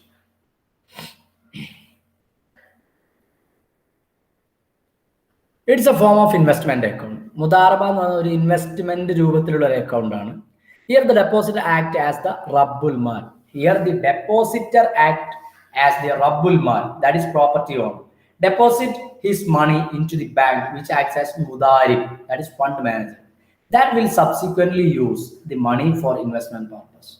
The profit will be shared according to predetermined ratio. This must be disclosed and agreed upon by both parties at the time of opening the account. അപ്പൊ ഇതൊരു ഇൻവെസ്റ്റ്മെന്റ് അക്കൗണ്ട് ആണ് യഥാർത്ഥത്തിൽ മുദാറബ ഡെപ്പോസിറ്റ് അക്കൗണ്ട് ചെയ്യുന്നത്. ഇവിടെ ഇപ്പൊ നമ്മളൊക്കെ ബാങ്കിന്റെ customer ആണെങ്കിൽ നമ്മൾ പണം ബാങ്കിൽ കൊടുക്കുകയാണ്. അപ്പൊ ഈ പണത്തിന്റെ ഉടമ നമ്മളാണ്. അപ്പൊ നമ്മളെ പറയുന്ന പേരാണ് റബ്ബുൽ മാൽ. റബ്ബുൽ മാൽ അതൊരു അറബിക് ടേമാണ്. റബ്ബുൽ മാൽ അഥവാ പ്രോപ്പർട്ടി ഓണർ. ഈ പണം നമ്മൾ ബാങ്കിനെ ഏൽപ്പിക്കുന്നു. ബാങ്കിനെ സംബന്ധിച്ചുള്ള ഒരു വലിയ ഫണ്ട് കിട്ടി. ആ ഫണ്ട് മാനേജ് ചെയ്യേണ്ട ആള് ബാങ്കാണ്. അതുകൊണ്ടാണ് ബാങ്കിനെ മുദാരിബ് എന്ന് പറയാം. മുദാരിബ്, മുദാറബ എന്നുള്ളതിൽ നിന്നുണ്ടായതാണ് മുദാരിബ് അഥവാ ഫണ്ട് മാനേജർ. ദെൻ ഈ പണം മുദാരിബ് ആയിട്ടുള്ള ബാങ്ക് പണം ഉപയോഗിക്കുന്നു, പല സ്ഥലങ്ങളിൽ ഇൻവെസ്റ്റ് ചെയ്യുന്നു, ലാഭം ഉണ്ടാക്കുന്നു. ആ ലാഭത്തിന്റെ ഒരു ഭാഗം ഏത് കസ്റ്റമറാണോ അടച്ചത് അയാൾക്ക് കിട്ടിയിരിക്കണം, നിർബന്ധമായിട്ടും കിട്ടണം. ഓക്കെ, അപ്പോൾ അതിൽ എത്രയാണ് അതിന്റെ ലാഭം, എങ്ങനെയാണ് അതിന്റെ റേഷ്യോ എന്നൊക്കെ ഉള്ളത് അക്കൗണ്ട് ഓപ്പൺ ചെയ്യുന്ന സമയത്തിന് അതിന് മുമ്പായിട്ട് തന്നെ അഗ്രിമെന്റ് നമ്മൾ ഉറപ്പുവരുത്തുകയും വേണം. Then the മുദാറബ deposit can be divided to types. അപ്പൊ നമ്മൾ ഇൻവെസ്റ്റ്മെന്റ് അക്കൗണ്ട് പറഞ്ഞു, പിന്നെ അണ്ടർലൈൻ കോൺട്രാക്റ്റിൽ നമ്മൾ പറഞ്ഞു, അതിൽ കറന്റ് ആൻഡ് സേവിങ് ഡെപ്പോസിറ്റ് അക്കൗണ്ടിന്റെ കാര്യങ്ങളാണ് പറഞ്ഞത്. അത് പ്രധാനമായും 3 രൂപത്തിലാണെന്ന് പറഞ്ഞു: കർദ്, വാദിയ, മുദാറബ. അതിൽ കർദ് എന്ന് പറഞ്ഞാൽ ലോണാണ്, വാദിയ എന്ന് പറഞ്ഞാൽ സേഫ് കീപ്പിംഗ് ആണ്, പിന്നെ പറഞ്ഞത് മുദാറബ അതൊരു ഇൻവെസ്റ്റ്മെന്റ് ആണ്. മുദാറബയെ വീണ്ടും രണ്ടാക്കി തിരിച്ചിട്ടുണ്ട്: റെസ്ട്രിക്റ്റഡ് മുദാറബ ആൻഡ് അൺറെസ്ട്രിക്റ്റഡ് മുദാറബ. റെസ്ട്രിക്റ്റഡ് മുദാറബയെ പറയുന്ന പേരാണ് മുദാറബ മുഖയ്യദ. മുദാറബ മുഖയ്യദ. അൺറെസ്ട്രിക്റ്റഡ് മുദാറബയെ പറയുന്ന പേരാണ് മുദാറബ അമാന. Restricted, unrestricted. നോക്കാം നമുക്ക്. ഒന്നാമത്തത് റെസ്ട്രിക്റ്റഡ് മുദാറബ അഥവാ മുദാറബ മുഖയ്യദ. In this type of mudaraba deposit whereby the creation of mudarib are restricted, the actions of mudarib are restricted. അപ്പോൾ ഇവിടെ നമ്മൾ വീട്ടിൽ നിന്ന് പോയി കഴിഞ്ഞാലും അല്ലെങ്കിൽ നമ്മൾ നമ്മുടെ ഫണ്ട് നമ്മൾ ബാങ്കിലേക്ക് ഫണ്ട് കൊടുക്കുമ്പോൾ അതിന്റെ ഓണർ നമ്മളാണ്. ഓക്കെ, അപ്പോൾ നമ്മൾ റബ്ബുൽ മാൽ, പിന്നെ അത് ബാങ്കാണ് കൈകാര്യം ചെയ്യുന്നത്. ആ ബാങ്ക് മുദാരിബാണ്. അപ്പോൾ മുദാറബ മുഖയ്യദ എന്ന് പറയുമ്പോൾ അവിടെ മുദാരിബിൻ ചെയ്യുന്ന പ്രവർത്തനങ്ങൾക്ക് റെസ്ട്രിക്ഷൻ ഉണ്ട്. എന്ത് കാര്യത്തിൽ എവിടെയും ഇൻവെസ്റ്റ് ചെയ്യാനൊന്നും പറ്റൂല. ദെൻ അങ്ങനെ റെസ്ട്രിക്ഷൻ ഒക്കെ ഉണ്ടെങ്കിലും it should not be in a way that would unjustifiably constrain the actions of മുദാരിബ് ഇൻ ഹിസ് ഓപ്പറേഷൻ. ജസ്റ്റിഫയബിൾ ആയിരിക്കണം. ഓക്കെ, നീതിപരമായിരിക്കണം നമ്മൾ ചെയ്യേണ്ടത്. നീതിപരമല്ലാത്ത, ജസ്റ്റിഫൈഡ് അല്ലാത്ത കാര്യങ്ങൾക്ക് യഥാർത്ഥത്തിൽ ശരിയ പെർമിറ്റ് ചെയ്യുന്നില്ല. അപ്പോൾ എങ്ങനെയുള്ള കാര്യങ്ങളിൽ നമുക്ക് ഇൻവെസ്റ്റ്മെന്റ് നടത്താം എന്നുള്ളതിന് റെസ്ട്രിക്ഷൻ ഉള്ളതാണ് മുദാറബ മുഖയ്യദ. എന്നാൽ മുദാറബ മുത്ലഖ അവിടെ അൺറെസ്ട്രിക്റ്റഡ് ആണ്. മുദാരിബ് can employ his own good judgment and has complete authority on the management of the amount deposited for any type of investment. ഏത് തരത്തിലുള്ള ഇൻവെസ്റ്റ്മെന്റിൽ എന്ന് പറഞ്ഞാൽ ശരിയ പ്രിൻസിപ്പിൾ ഫോളോ ചെയ്യുന്നതാണ്. ലാഭം കൂടുതലോ ലാഭം കുറവോ ഒന്നും നമ്മൾ നോക്കേണ്ട ആവശ്യമില്ല. എന്നാൽ അങ്ങനെയുള്ള കാര്യങ്ങളൊക്കെ എവിടെ നോക്കണം? മുദാറബ മുഖയ്യദയിൽ നമ്മൾ നോക്കണം. എന്നാൽ മുദാറബ മുത്തലക്കയിൽ അങ്ങനെയുള്ള കാര്യങ്ങൾ നോക്കേണ്ടതില്ല. അത് ഏതാണോ നല്ലത് എന്ന് തോന്നുന്നത് ഈ ബാങ്കിന് അല്ലെങ്കിൽ മുദാരിബിന് ഏതാണ് നല്ലത് തോന്നുന്നത് അത് അയാൾക്ക് സെലക്ട് ചെയ്യാം. ഓക്കെ, അപ്പോ ഇതാണ് ഒരു ഏരിയ. ഇനി മറ്റൊന്നാണ് ടേം ഡെപ്പോസിറ്റ്. അപ്പൊ നമ്മൾ പറഞ്ഞു അണ്ടർലൈൻ കോൺട്രാക്റ്റിൽ നമ്മൾ കറണ്ട് അക്കൗണ്ടും കറണ്ട് അക്കൗണ്ടും അല്ലെങ്കിൽ കറണ്ട് ഡെപ്പോസിറ്റ് അക്കൗണ്ടും കറണ്ട് ഡെപ്പോസിറ്റ് അക്കൗണ്ടും പറഞ്ഞു. ഇനി മറ്റൊന്നാണ് term deposit account. Term deposit നമ്മൾ പറഞ്ഞ ഒരു നിശ്ചിത പീരീഡിലേക്കുള്ള ഡെപ്പോസിറ്റ് അല്ലെ, ഫിക്സഡ് ഡെപ്പോസിറ്റ് പോലെ. Some of the schemes include structures based on commodity മുറാബഹ ടേം ഡെപ്പോസിറ്റ്, വക്കാല അൺറെസ്ട്രിക്റ്റഡ് ഇൻവെസ്റ്റ്മെന്റ് ഡെപ്പോസിറ്റ് ആൻഡ് മുദാറബ ജനറൽ ഇൻവെസ്റ്റ്മെന്റ് അക്കൗണ്ട്. ഇതൊക്കെയാണ് ടേം ഡെപ്പോസിറ്റിന്റെ രൂപങ്ങൾ അല്ലെങ്കിൽ ടേം ഡെപ്പോസിറ്റിൽ വരുന്ന അക്കൗണ്ടുകൾ. കമ്മോഡിറ്റി മുറാബഹ ടേം ഡെപ്പോസിറ്റ്, വക്കാല അൺറെസ്ട്രിക്റ്റഡ് ഇൻവെസ്റ്റ്മെന്റ് ഡെപ്പോസിറ്റ്, മുദാറബ ജനറൽ ഇൻവെസ്റ്റ്മെന്റ് അക്കൗണ്ട്. ഓരോന്നും എന്താണെന്ന് നോക്കാം. ആദ്യം കമ്മോഡിറ്റി മുറാബഹ term deposit. It is a form of fixed deposit that comprises a series of murabaha contracts, also known in classical terms as tabarruk. ഇതിനെ നമ്മൾ തവർറുക്ക് എന്ന് പറയും. അപ്പൊ നമ്മൾ ഒരു ഫിക്സഡ് ഡെപ്പോസിറ്റ് അങ്ങനെ ഇടുക, അതൊരു മുറാബഹ കോൺട്രാക്ട്. മുറാബഹ എന്താണെന്ന് നമ്മൾ പഠിക്കും. ഓക്കെ, അപ്പൊ ഏതാണെങ്കിലും അതൊരു ഇന്റർമീഡിയറി ആയി ബാങ്ക് നിൽക്കുകയാണ് അവിടെ ചെയ്യുന്നത്. ഒരാൾ പണം അങ്ങോട്ട് കൊണ്ടുവരും, എന്നിട്ട് നമ്മൾ ഈ കസ്റ്റമർക്ക് എന്താണോ ആവശ്യമുള്ളത് അത് നമ്മൾ മറ്റൊരാളടുത്ത് നിന്ന് വാങ്ങും. അപ്പൊ ഇവിടെ ബാങ്ക് ഒരു ഇന്റർമീഡിയറി ആയി നിൽക്കും, എന്നിട്ട് ഏജൻസി സർവീസ്, അതാണ് മുറാബ. അത് വരുന്നുണ്ട്. അതിനെ പറയുന്ന മറ്റൊരു പേരാണ് തവർറുക്ക്. ഇനി അപ്പോ ഇപ്പൊ നമ്മൾ പറഞ്ഞത് കമ്മോഡിറ്റി മുറാബഹ. ഇനി വക്കാല അൺറെസ്ട്രിക്റ്റഡ് ഇൻവെസ്റ്റ്മെന്റ് ഡെപ്പോസിറ്റ് അക്കൗണ്ട്. വക്കാല unrestricted investment deposit account. Okay, അപ്പൊ ടേം ഡെപ്പോസിറ്റിൽ വരുന്ന രണ്ടാമത്തതാണ്. It is an agency concept whereby the മുവക്കിൽ ഒരാളാണ്. മുവക്കിൽ ആരാന്ന് വെച്ചാൽ ഡെപ്പോസിറ്റർ. ഇപ്പൊ നമ്മൾ ബാങ്കിൽ പണം ഡെപ്പോസിറ്റ് ചെയ്യുകയാണെങ്കിൽ നമ്മൾ അവിടെ മുവക്കിലാണ്. Then the മുവക്കിൽ will appoint the bank as his വക്കീൽ. അല്ലെ, ഇപ്പൊ നമുക്ക് എന്തെങ്കിലും ഒരു കേസ് ഉണ്ടാവുമ്പോൾ നമ്മൾ ആണല്ലോ വക്കീലിനെ പോയി കാണാം. നമുക്ക് ഇഷ്ടമുള്ള വക്കീലിനെ നമുക്ക് കാണാം എന്ന് പറഞ്ഞാൽ അയാൾ നമുക്ക് വേണ്ടി വാദിക്കും. അപ്പൊ നമ്മുടെ ഏജന്റ് ആയിട്ടാണ് ആ വക്കീൽ അവിടെ നിൽക്കുന്നത്. അതേ രൂപത്തിൽ നമ്മുടെ പണം നമ്മൾ ബാങ്കിൽ, നമുക്ക് ഇഷ്ടമുള്ള ബാങ്ക്, അപ്പൊ ഇസ്ലാമിക് ബാങ്ക് ഏത് ബാങ്കാണെന്ന് വെച്ചാൽ ആ ബാങ്കിൽ കൊടുക്കുക. അപ്പൊ നമ്മൾ അവിടെ മുവക്കിലാണ്. നമ്മൾ ഏത് ബാങ്കിനെയാണോ ഏൽപ്പിച്ചത് നമ്മുടെ ഫണ്ട് കൈകാര്യം ചെയ്യാൻ, അയാളെ പറയുന്ന പേരാണ് വക്കീൽ അഥവാ ഏജന്റ്. ഓക്കെ, എന്നിട്ട് അവർ അതെന്ത് ചെയ്യും? ഇൻവെസ്റ്റ്മെന്റ് നടത്തും. ശരിയാ കംപ്ലയന്റ് ആയിട്ടുള്ള ഇൻവെസ്റ്റ്മെന്റ് ട്രാൻസാക്ഷനുകൾ ഇൻവെസ്റ്റ്മെന്റ് നടത്തും. Based on this deposit, the wakil will use this deposit for general corporate purpose at the full discretion of wakil. അപ്പൊ ഇതില് വക്കാല അൺറെസ്ട്രിക്റ്റഡ് ആണ്, റെസ്ട്രിക്ഷൻ ഇല്ല. അതുകൊണ്ട് തന്നെ വക്കീൽ അഥവാ ബാങ്ക് എന്ത് ചെയ്യാൻ പറ്റും? ഇഷ്ടമുള്ള രൂപത്തിൽ ശരിയാ കംപ്ലൈന്റ് ആയിട്ടുള്ള ഏത് ഇൻവെസ്റ്റ്മെന്റ് നടത്താനായിട്ട് പറ്റും. Then, to attract the depositors, banks may sometimes provide explicit guarantee of minimum return. അപ്പോൾ കൂടുതൽ ആളുകളെ അട്രാക്ട് ചെയ്യാൻ വേണ്ടി, കൂടുതൽ ആളുകൾ ഡെപ്പോസിറ്റ് ചെയ്ത് കിട്ടാൻ വേണ്ടിയിട്ട് അവർ റിട്ടേൺ ഒക്കെ ഗ്യാരണ്ടി പറയാറുണ്ട് ഇപ്പോൾ. Then the wakil will be entitled to draw an agency fee from the incentives obtained. അപ്പൊ നമുക്ക് അങ്ങനെ നമ്മൾ നമ്മുടെ ഫണ്ട് ബാങ്കിന് കൊടുത്തു. നമ്മൾ മുവക്കിലാണ്, ബാങ്ക് നമ്മുടെ വക്കീലാണ്. അങ്ങനെ ബാങ്ക് ഇത് നമ്മൾ കൊടുത്ത ഡെപ്പോസിറ്റ് ഇൻവെസ്റ്റ്മെന്റ് നടത്തി, അത് നല്ല ലാഭം കിട്ടി. അപ്പൊ ആ ലാഭം ഇനി ബാങ്ക് നമുക്ക് തരും. ആ ലാഭത്തിൽ നിന്ന് ചെറിയ ഒരു തുക അവർക്ക് വേണമെങ്കിൽ എന്ത് ചെയ്യാൻ പറ്റും? ഏജൻസി ഫീ എന്ന് പറഞ്ഞിട്ട് ചാർജ് ചെയ്യാൻ പറ്റും. Since the wakala is an agency contract, the muwakkil as the principal shall bear all risk except from the wakil's misconduct or negligence. വക്കാല കോൺട്രാക്റ്റിൽ നമ്മൾ മുവക്കിലാണ്, ബാങ്ക് വക്കീലാണെന്ന് പറഞ്ഞു.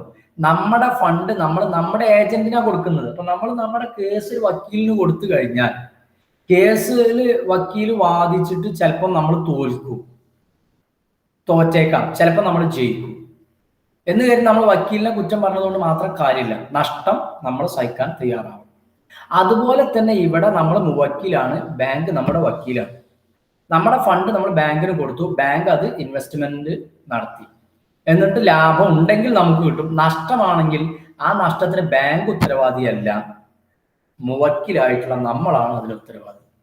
എക്സെപ്റ്റ് വൺ തിങ്, അതിൽ ഈ നമ്മുടെ ഡെപ്പോസിറ്റ് ഇൻവെസ്റ്റ് ചെയ്തിട്ട് നമുക്ക് നഷ്ടം നമ്മുടെ ഡെപ്പോസിറ്റിന്റെ പണം നഷ്ടം വരാനുണ്ടായ സാഹചര്യം എന്താ വെച്ചാൽ ബാങ്കിന്റെ മിസ്കണ്ടക്ട് ആണ്. ബാങ്ക് വേണ്ട രൂപത്തിലുള്ള പ്രവർത്തനങ്ങൾ നടത്തിയിട്ടില്ല, അല്ലെങ്കിൽ ശരിയാമണ്ണം ചെയ്തിട്ടില്ല.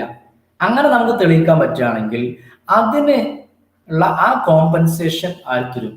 നമുക്ക് ബാങ്ക് തരും. ഓക്കെ, ഇനി ടേം ഡെപ്പോസിറ്റിന്റെ മൂന്നാമത്തെ ഒരു ഭാഗമാണ് മുദാറബ ജനറൽ ഇൻവെസ്റ്റ്മെന്റ് അക്കൗണ്ട് എന്ന്. അപ്പൊ ഒന്നാമത് നമ്മൾ പറഞ്ഞത് മുറാബഹ ടൈപ്പ് ആണ്.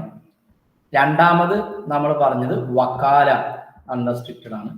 മൂന്നാമത്തതാണ് മുദാറബ general investment account. Under the general investment account no minimum tenure of investment is required. Term deposit ആണ്. ടേം ഡെപ്പോസിറ്റിൽ മിനിമം ഒരു മാസം എന്നുള്ളതുണ്ട്.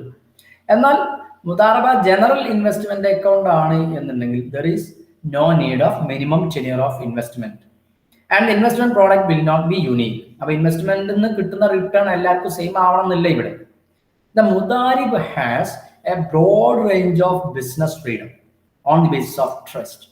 അപ്പോൾ മുദാരിബിന് ഇവിടെ എന്താണ്? അയാൾക്ക് നല്ല അറിവ്, മുദാരിബിന് നല്ല അറിവുണ്ട്, അതനുസരിച്ച് അയാളുടെ ഇഷ്ടത്തിനനുസരിച്ച് അയാൾക്ക് ഇൻവെസ്റ്റ് ചെയ്യാൻ പറ്റും. അപ്പൊ ഇവിടെ മുദാരിബ് ആരാണ്? മുദാരിബ് ബാങ്കാണ്. നമ്മൾ ഡെപ്പോസിറ്റർ ആണ്, ബാങ്ക് മുദാരിബാണ്. അപ്പൊ ആ ഡെപ്പോസിറ്റർ ഇവിടെ റബ്ബുൽ മാൽ, ബാങ്ക് മുദാരിബാണ്. The മുദാരിബ് should manage all the works investment without requesting additional fee. ഈ കേസിൽ മുദാറബ ജനറൽ ഇൻവെസ്റ്റ്മെന്റിൽ നേരത്തെ നമ്മൾ പറഞ്ഞ വക്കാല അൺറെസ്ട്രിക്റ്റഡിൽ നമ്മൾ പറഞ്ഞു ഒരു ഏജൻസി ഫീ വാങ്ങാന്ന് പറഞ്ഞു. അങ്ങനെ ഒരു ഫീസൊന്നും ഇവിടെ വാങ്ങാൻ പറ്റില്ല.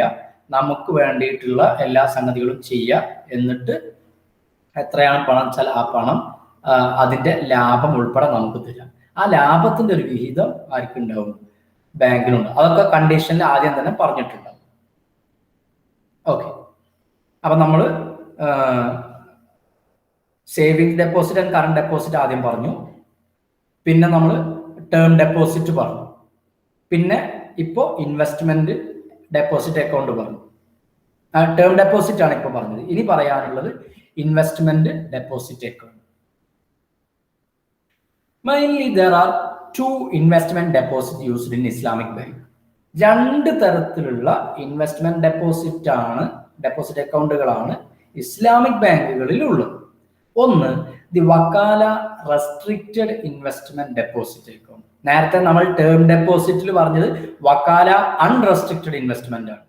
ഇവിടെ ഇൻവെസ്റ്റ്മെന്റ് ഡെപ്പോസിറ്റ് പറയുന്നത് വക്കാല റെസ്ട്രിക്റ്റഡ് ഇൻവെസ്റ്റ്മെന്റ് ഡെപ്പോസിറ്റും ആൻഡ് മുദാറബ സ്പെഷ്യൽ ഇൻവെസ്റ്റ്മെന്റ് അക്കൗണ്ട്. നേരത്തെ നമ്മൾ ഇവിടെ പറഞ്ഞ മുദാറബ ജനറൽ ഇൻവെസ്റ്റ്മെന്റ് ആണ്, ഇവിടെ മുദാറബ സ്പെഷ്യൽ ഇൻവെസ്റ്റ്മെന്റ് ആണ്.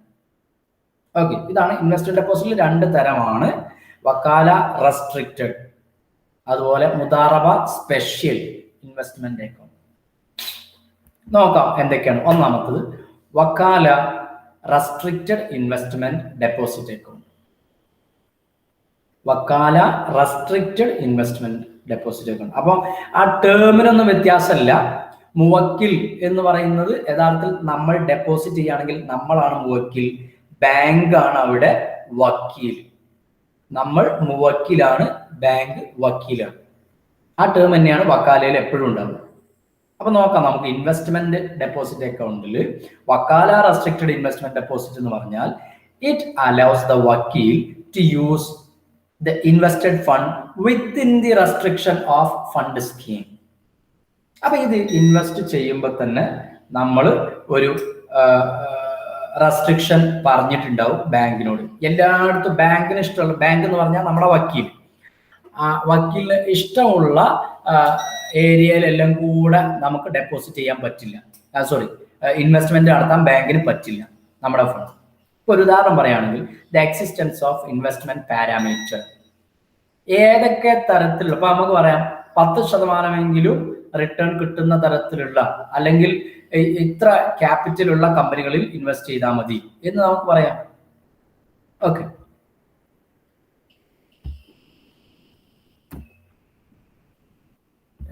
അതുപോലെ തന്നെ മറ്റൊരു കാര്യമാണ് the type of investment to be made by the scheme. ഏതൊക്കെ തരത്തിലുള്ള ഇൻവെസ്റ്റ്മെന്റ് എന്ന് പറഞ്ഞാൽ ഇപ്പൊ മാനുഫാക്ചറിങ് ഏരിയയിൽ മാത്രം ഇൻവെസ്റ്റ് ചെയ്താൽ മതി നമുക്ക് പറയാം. അങ്ങനെയൊക്കെ നമ്മൾ പറഞ്ഞിട്ടുണ്ടെങ്കിൽ ആ ഏരിയയിൽ മാത്രമേ അവർ ഇൻവെസ്റ്റ് ചെയ്യാൻ പാടുള്ളൂ. അതാണ് അവിടുത്തെ റെസ്ട്രിക്ഷൻ. ഓക്കെ, ഇനി ദ വക്കീൽ must also identify the limitations to the മുവക്കിൽ. അപ്പം ഈ എന്താ പറയാ, നമ്മുടെ വക്കീൽ എന്ന് പറയുന്നത് നമ്മുടെ ബാങ്കാണ്. അപ്പൊ ആ ബാങ്ക് നിർബന്ധമായിട്ടും ഈ മുവക്കിൽ അഥവാ ഡെപ്പോസിറ്റർ, ആ മുവക്കിലിന് പല ലിമിറ്റേഷൻസ് ഉണ്ടാവാം. അതിനെ എക്സ്പ്ലോയിറ്റ് ചെയ്യല്ല വേണ്ടത്, അത് അറിഞ്ഞുകൊണ്ട് എങ്ങനെയൊക്കെ അയാൾക്ക് ബെനിഫിറ്റ് നൽകാൻ പറ്റും എന്നാണ് ആലോചിക്കുന്നത്. ചിലപ്പോൾ അയാൾക്ക് ഇൻവെസ്റ്റ്മെന്റിനെ കുറിച്ച് വലിയ ബോധ്യം ഉണ്ടാവില്ല. അപ്പൊ അയാളെ നമ്മൾ കാര്യങ്ങൾ പറഞ്ഞ് മനസ്സിലാക്കി കൊടുക്കണം. ഓക്കെ, ഇതാണ് ഇൻവെസ്റ്റ്മെന്റ് ഡെപ്പോസിറ്റ് അക്കൗണ്ടിലുള്ള 2 അക്കൗണ്ടുകളിലെ ഒന്നാമത്തെ വക്കാല റെസ്ട്രിക്റ്റഡ് ഇൻവെസ്റ്റ്മെന്റ് ഡെപ്പോസിറ്റ് അക്കൗണ്ട്. അതിലെ രണ്ടാമത്തെ മുദാറബ സ്പെഷ്യൽ ഇൻവെസ്റ്റ്മെന്റ് അക്കൗണ്ട്. ഇൻ മുദാറബ സ്പെഷ്യൽ ഇൻവെസ്റ്റ്മെന്റ് അക്കൗണ്ട്, അപ്പൊ മുദാറബയിൽ എന്താണ് നമ്മൾ പറഞ്ഞു, നമ്മൾ ബാങ്കിൽ ഡെപ്പോസിറ്റ് ചെയ്യുമ്പോൾ നമ്മൾ റബ്ബുൽ മാലാണ്, നമ്മുടെ പണമാണ് അല്ലെ. റബ്ബ് എന്ന് പറഞ്ഞാൽ ഉടമ, നമ്മുടെ പണത്തിന്റെ ഉടമ നമ്മളാണ്, അവരാണ് നമ്മൾ റബ്ബ് എന്ന് പറയുന്നത്. അപ്പൊ മാൽ എന്ന് പറഞ്ഞാൽ സ്വത്ത്, പ്രോപ്പർട്ടി. അപ്പൊ പണം, ആ പണത്തിന്റെ ഉടമ നമ്മളാണ് റബ്ബുൽ മാൽ. അത് മാനേജ് ചെയ്യുന്ന ആളാണ് മുദാരിബ്, അത് ബാങ്കാണ്. നമ്മൾ ഡെപ്പോസിറ്റർ റബ്ബുൽ മാൽ, ബാങ്ക് മുദാരിബാണ് ഇവിടെ ഡെപ്പോസിറ്റ് ചെയ്യും. In Mudaraba special investment account, the Rabbul Mal will be advised on where the funds will be invested. ഈ പണം എവിടെ ഇൻവെസ്റ്റ് ചെയ്യണം എന്ന് ആര് പറയും? റബ്ബുൽ മാൽ പറയും. അതുപോലെ minimum amount of investment and the loyalty risk, ഇതൊക്കെ ആര് പറയും? റബ്ബുൽ മാൽ പറയും. The return generally higher than മുദാറബ ജനറൽ ഇൻവെസ്റ്റ്മെന്റ്. നോർമൽ കേസിൽ മുദാറബ ജനറൽ ഇൻവെസ്റ്റ്മെന്റ് ഉണ്ടല്ലോ, ബാങ്ക് തീരുമാനിക്കും. ബാങ്ക് എന്ന് പറഞ്ഞാൽ മുദാരിബ്, അവര് സെലക്ട് ചെയ്യുന്ന കുറച്ച് ഇൻവെസ്റ്റ്മെന്റുകൾ ഉണ്ടാവും. അതിൽ ഇൻവെസ്റ്റ് ചെയ്യുന്നതിനേക്കാളും കൂടുതൽ റിട്ടേണിന് എവിടെ സാധ്യതയുണ്ട്? മുദാറബ സ്പെഷ്യൽ ഇൻവെസ്റ്റ്മെന്റിൽ സാധ്യതയുണ്ട്. കാരണം എന്താണ്? മുദാറബ സ്പെഷ്യൽ ഇൻവെസ്റ്റ്മെന്റിൽ യഥാർത്ഥത്തിൽ ഇൻവെസ്റ്റ്മെന്റിനെ കുറിച്ച് അറിയുന്ന ഒരു ആളായിരിക്കും റബ്ബുൽ മാൽ. അയാൾ ബാങ്കിൽ ഡെപ്പോസിറ്റ് ചെയ്ത് പറയണം ഇന്ന ഏരിയയിലൊക്കെ ഇൻവെസ്റ്റ് ചെയ്തോളൂ. അപ്പൊ അതിന് റിട്ടേൺ കൂടുതൽ കിട്ടാൻ, ജനറൽ ഇൻവെസ്റ്റ്മെന്റിനേക്കാളും കൂടുതൽ റിട്ടേൺ കിട്ടാനുള്ള സാധ്യതയുണ്ട്. Okay, so Islamic bank have its own peculiarities in mobilizing funds and entirely different from conventional banking. Islamic banks are using different methods to mobilize the funds which are originated from Islamic Sharia. അപ്പോൾ conventional bank പോലെ അതേ പ്രവർത്തനം അല്ല Islamic bank ചെയ്യുന്നത്. Conventional bank അവരുടെ fund കണ്ടെത്താൻ പല മാർഗങ്ങൾ ഉപയോഗിക്കുന്നു. അതുപോലെ ഇസ്ലാമിക് ബാങ്ക് ഫണ്ട് കണ്ടെത്താൻ അതിൻ്റെതായ മാർഗങ്ങളാണ് ഉപയോഗിക്കുന്നത്. എന്നാൽ കൺവെൻഷണൽ ബാങ്കുമായിട്ട് തീർത്തും വ്യത്യാസമുണ്ട്. അതുപോലെ തന്നെ ഇസ്ലാമിക് ബാങ്ക് ഫണ്ട് കണ്ടെത്തുകയാണെങ്കിലും ഇൻവെസ്റ്റ്മെന്റ് നടത്തുകയാണെങ്കിലും അതൊന്നും ഒരിക്കലും ഏത് രൂപത്തിലാവാൻ പാടില്ല, ശരിയ പ്രിൻസിപ്പിൾസിന് എഗെയിൻസ്റ്റ് ആയിട്ട് വരാൻ പാടില്ല. So these are A general introduction about the functioning of Islamic banking. Okay, thank you all. എന്തെങ്കിലും സംശയം ഉണ്ടെങ്കിൽ നിങ്ങൾ ആദ്യം ഇത് മുഴുവനായിട്ട് ഒരു പ്രാവശ്യം കേൾക്കുക, എന്നിട്ട് മനസ്സിലാക്കി വീണ്ടും ഒന്നുകൂടെ കേൾക്കുക. എന്നിട്ട് എന്തെങ്കിലും ഡൗട്ട്സ് ഉണ്ട് എങ്കിൽ നിങ്ങൾ കമന്റ് ചെയ്യാം. Okay, thank you.